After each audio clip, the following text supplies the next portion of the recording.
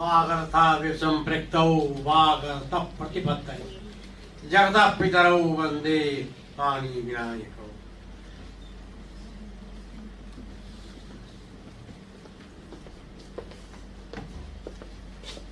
हमने पार्वती परमेश्वरों से नहीं कहा, वाणी विनायक उसी की उत्पत्ति है, इसलिए और वाणी की चर्चा यहाँ हो रही है, सरस्वती की चर्चा हो रही है। वाक के माध्यम से वाणी की कल्पना भी उतनी ही आवश्यक है।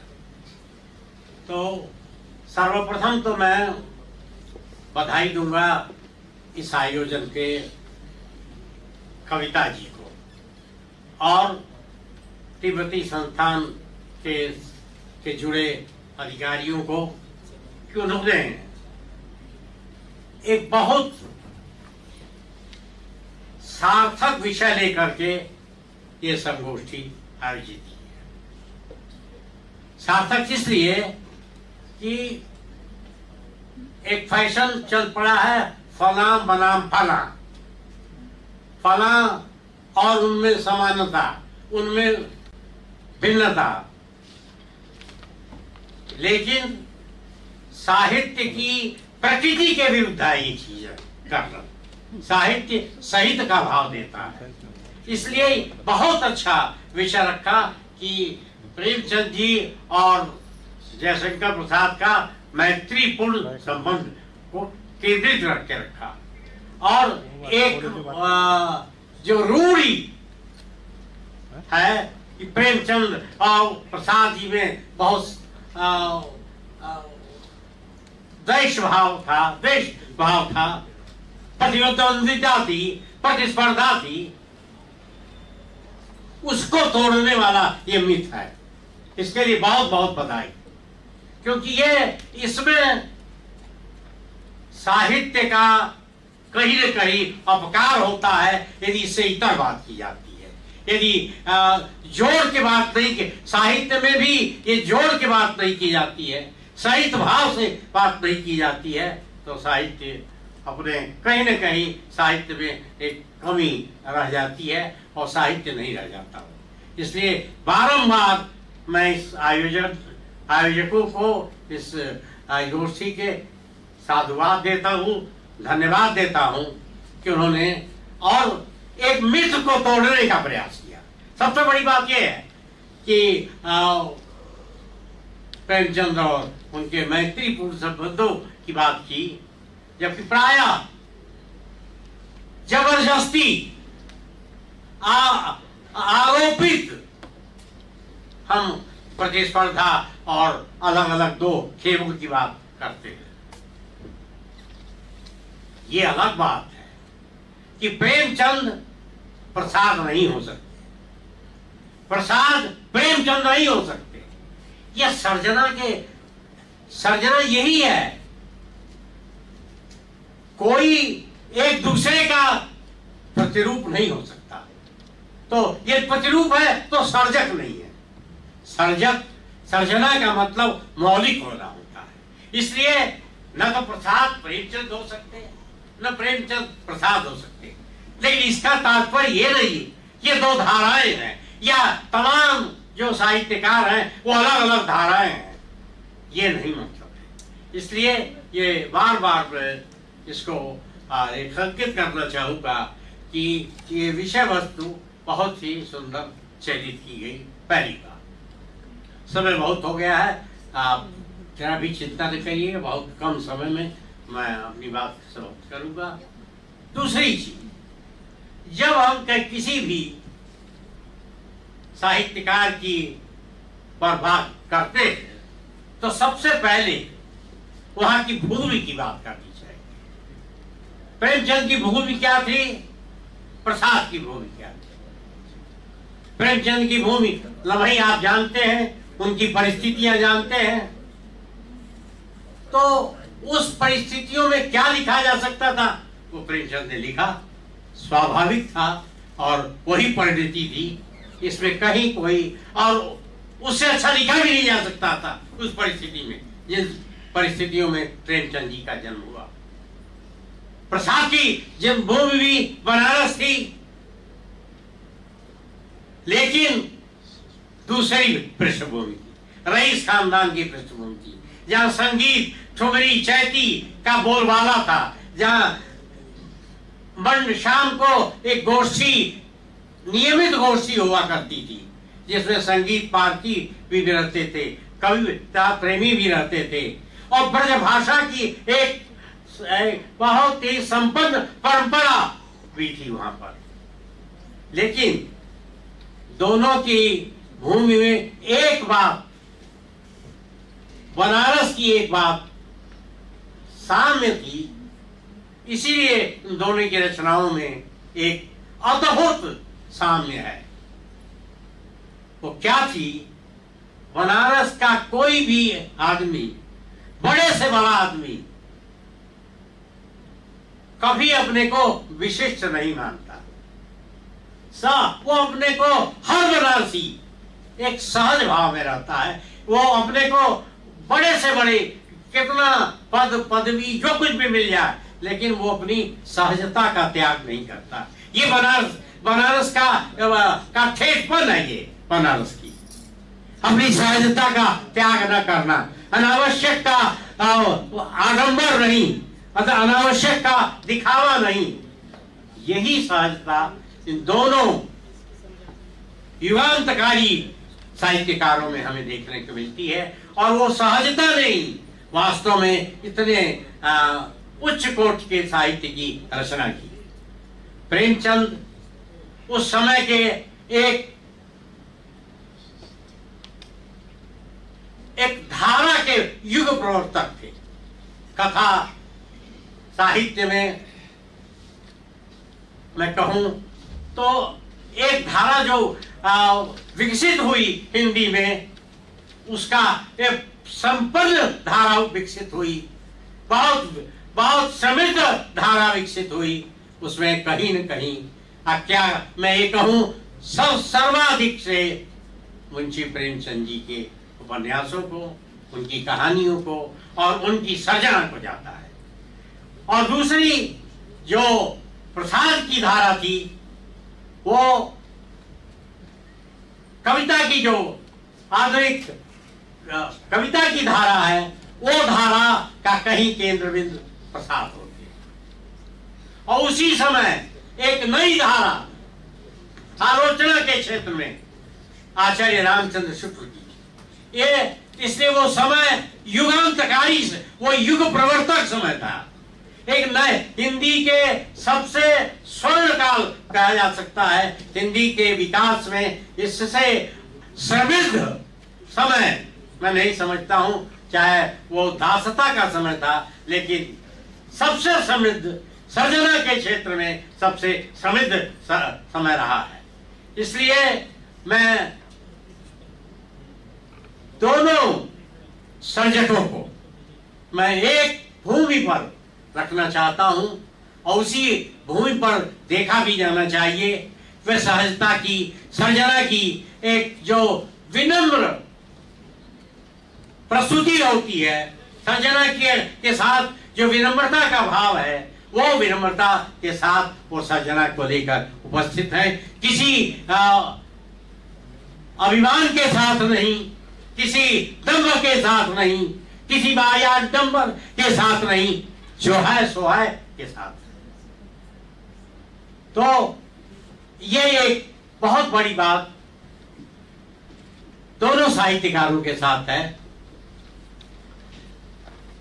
प्रेमचंद जी ने जहां अपने साहित्य में तत्कालीन समस्याओं को, जो मूलतः आर्थिक सामाजिक ही रही है, पर अपने को केंद्रित किया, वायाडंबरों पर थोड़ा बहुत केंद्रित किया, और समाधान खोजने की कोशिश भी की। लेकिन जैसा कि रामसुधार जी ने बताया, वहां कहीं न कहीं प्रेमचंद जी समाधान में संघर्ष बहुत हुआ, समाधान ढूंढने में संघर्ष बहुत हुआ। वहीं उसी के समानांतर प्रसाद की जो जिस भूमि पर खड़े हैं वह ये ठेस दिखने वाली विपन्नता, दिखने वाली सामाजिक आर्थिक समस्या से ऊपर उठ करके एक दूसरी भावभूमि पर खड़े हैं, एक चेतना की भावभूमि पर खड़े हैं। उनकी समस्या चेतना की है, उनकी समस्या संस्कृति की है, उनकी समस्या मानव भाव से भी ऊपर उठ रही है, पूरी मानवता की है। वो दूसरे स्तर पर खड़े हैं, लेकिन दोनों की चिंता समाज की चिंता है। समाज में किस प्रकार व्याप्त विसंगतियां दूर की जाए, विसंगतियों का निराकरण हो, समाधान हो। समाधान को बहुत अच्छी तरह से जयशंकर प्रसाद जी ने अपने सभी रचनाओं में समाधान पर हमें बहुत ध्यान दिया है और एक समाधान प्रस्तुत करने की चेष्टा की है। इस सिलसिले में मैं जयशंकर प्रसाद के 3-4 आपके मात्र उदाहरण देना चाहूंगा। एक उदाहरण है, क्योंकि उनका उपजीवी रामायण होकर के भी कृष्ण काव्य अधिक है, महाभारत अधिक है, इसलिए उन्होंने उदाहरण दिया है। युधिष्ठिर ने जब चित्रसेन के मैत्री भाव में दुर्योधन ने उसके पूरे परिवार को बंदी बना दिया, तो अर्जुन से कहा युधिष्ठिर ने कि नहीं, दुर्योधन कुछ भी हो, किस भी मैत्री भाव उसने अपने अभिसंधि के कारण वो इसका अधिकृत था कि वो बंदी बना लेता, लेकिन नहीं, बंदी नहीं बनाना चाहिए। तुम जाओ और उनको छुड़ा के लाओ, जाओ उन सभी को जिनको बंदी बना रखा है उसको छुड़ा के लाओ, चाहे तुम्हें प्राण दे देना पड़े। एक प्रतिबद्ध है, प्राणों का उत्सर्ग करके भी जब अत्याचार है, अत्याचार का प्रतिरोध करो, प्रतिशोध नहीं, प्रतिरोध करो।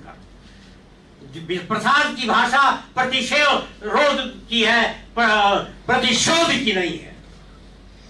दूसरा उदाहरण मैं देता हूं। स्कंदगुप्त बहुत उदासीन है, वो जीवन के प्रति उसका संभवतः बौद्ध का प्रभाव है, उस पर मैं कह सकता हूं बहुत अधिक था। लेकिन जब समय पड़ता है तो उन्हों पर विजय भी प्राप्त करता है, उसमें झुकता नहीं है। इसका मतलब ये नहीं है कि हम उदार हैं, तो उदार का मतलब ये ना समझो हम कमजोर हैं, और उन्हों पर विजय प्राप्त करता है। लेकिन परिणति क्या होती है कि वो अपनी विमाता के पुत्र को युवराज घोषित कर देता है। इससे बड़ा प्रतिमान क्या हो सकता है? किस साहित्य में इतना बड़ा प्रतिमान आपको मिलेगा? मूल्यों का प्रतिमान। और तीसरा चंद्रगुप्त, चंद्रगुप्त को स्थापित करके चाणक्य ने अपने जहां से आए थे, जिस अपनी कुटिया से, आश्रम से, वहां वापस चले गए।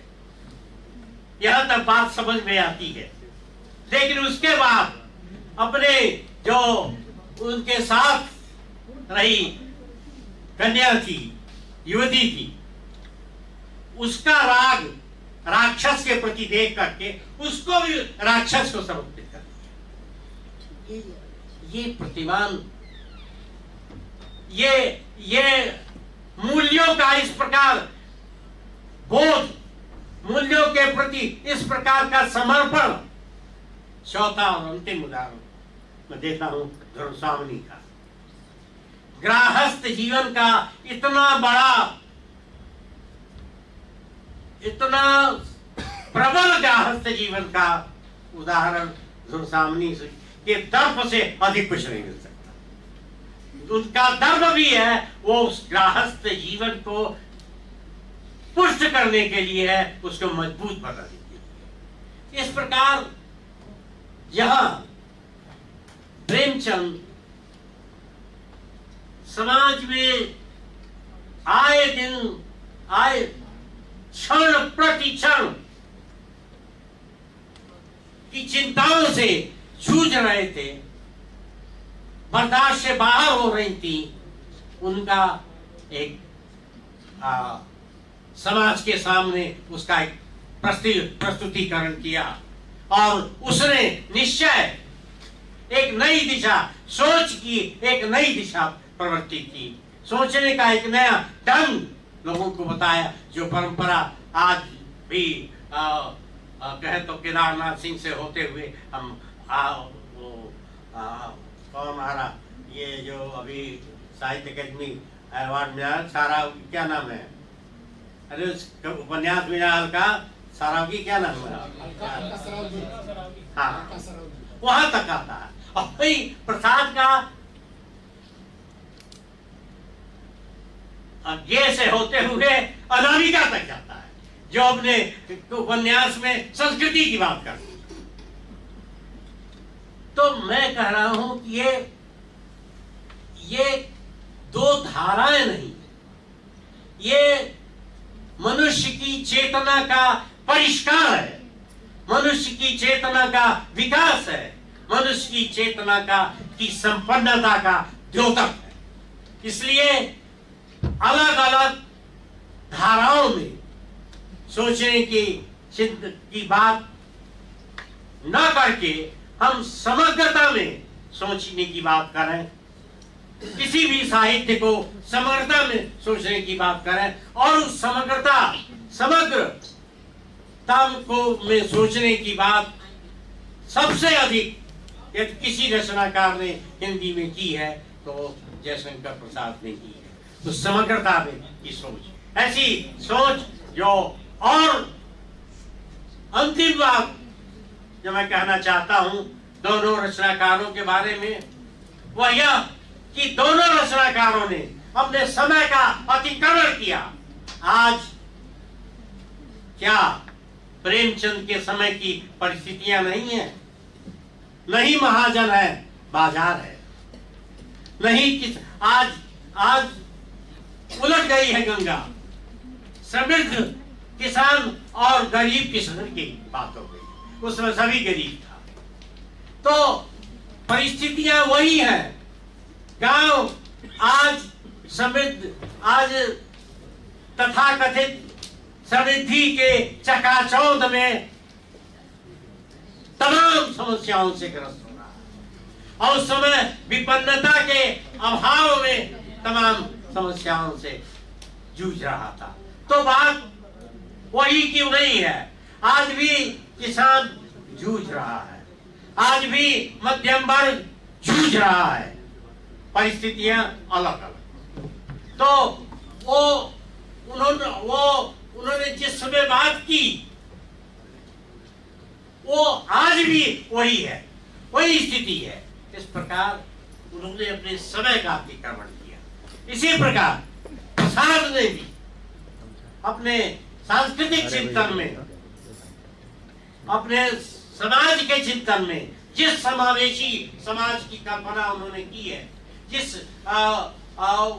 अरुणोदय की कल्पना की है उन्होंने, जो कामायनी का जहां उन्होंने समापन किया है, उसमें जो कामना की है उन्होंने, लालसा नहीं, कामना, लालसा ये बाजारू शब्द है, कामना की है, वो कामना समावेशी कामना है, जो समय का अतिक्रमण करते हुए आचार्य नरेंद्र देव की नव संस्कृतिवाद से। इस प्रकार दोनों रचनाकार अपने समय का अतिक्रमण करते हैं और समय का अतिक्रमण करते हुए एक महान रचनाकार के रूप में हमारे सामने उपस्थित होते हैं, और हमें उनको उनकी रचनाओं के माध्यम से समझने की जरूरत है, न कि इसके माध्यम से वे प्रगतिवादी थे, वो प्रयोगवादी थे, वो छायावादी थे, वो रहस्यवादी थे। प्रसाद को रहस्यवादी कहते, छायावादी कहते, प्रत्यभिज्ञा दर्शन का प्रवीण कहते। वो प्रत्यभिज्ञा दर्शन कागजी दर्शन नहीं है, जैसा कि अभी आपने बहुत अच्छा बताया गया कि अधिकारी जी ने बताया होगा। मैं भी आपको एक सूत्रवाक बताता हूँ। वो प्रतिभिज्ञा दर्शन है क्या? वो ये ऐसी सोच, अद्भुत सोच है। वो प्रतिभिज्ञा दर्शन है प्रतिभाषित रमणीयता में भी शिवत्व की स्थापना। रमणीयता सामने भौतिक रमणीयता नहीं है, प्रतिभाषित रमणीयता में शिवत्व की ऐसी कल्पना केवल प्रसाद। तो इसलिए मैं केवल इतना कहना चाहता हूं। और प्रेमचंद ने उपन्यासों की जो विविधताएं हमारे सामने प्रस्तुत की, कहानियों में जो विविधता हमारे सामने प्रस्तुत की है, वह अपने आप में लोग कहते हैं कफन गोदाम। मैं कहता हूं कि प्रेमचंद के एक एक उपन्यास एक नई दिशा देते। लोग कहते गांधी से दोनों प्रभावित थे। मैं कहता हूं गांधी से तो समय प्रभावित था, लेकिन कोई गांधी के दोनों में से कोई गांधी के अनुयायी नहीं प्रभावित थे, अनुयायी नहीं थे। सबके रास्ते अपने अलग, सबकी सोच। यदि हम कह देंगे कि गांधी के अनुयायी थे तो सर्जना पर एक तरह से चोट आई। नहीं, अनुयायी नहीं, प्रभावित थे। रविंद्रनाथ टैगोर से प्रभावित थे प्रसाद, पर रविंद्रनाथ टैगोर से विमति भी थी। सौंदर्य की व्याख्या उनकी दूसरी थी। प्रसाद बाह्य आचरण में उतना विश्वास नहीं करते थे। आंतरिक आनंद, जैसा आनंद की बात डॉक्टर मुक्ता ने की, वो आंतरिक आनंद की बात करते। तो इस प्रकार किसी को बड़ा छोटा करने की बात, ये इस साहित्य के अगाध सागर में कौन बड़ा हो सकता है? सब छोटे हैं। तो बड़ा केवल साहित्य है। छोटा बड़े की बात करना, ये प्रतिस्पर्धा अच्छी बात है। प्रतिस्पर्धा पूंजीवादी व्यवस्था में कैसे नहीं खत्म हो जाए, ओहो, लेकिन प्रतिस्पर्धा ही सब नहीं।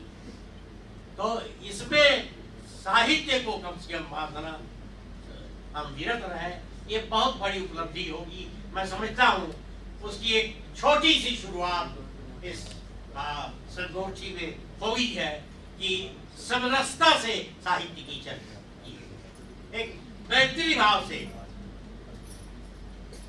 साहित्य की बात, दो बड़े साहित्यकारों की बात की गई है।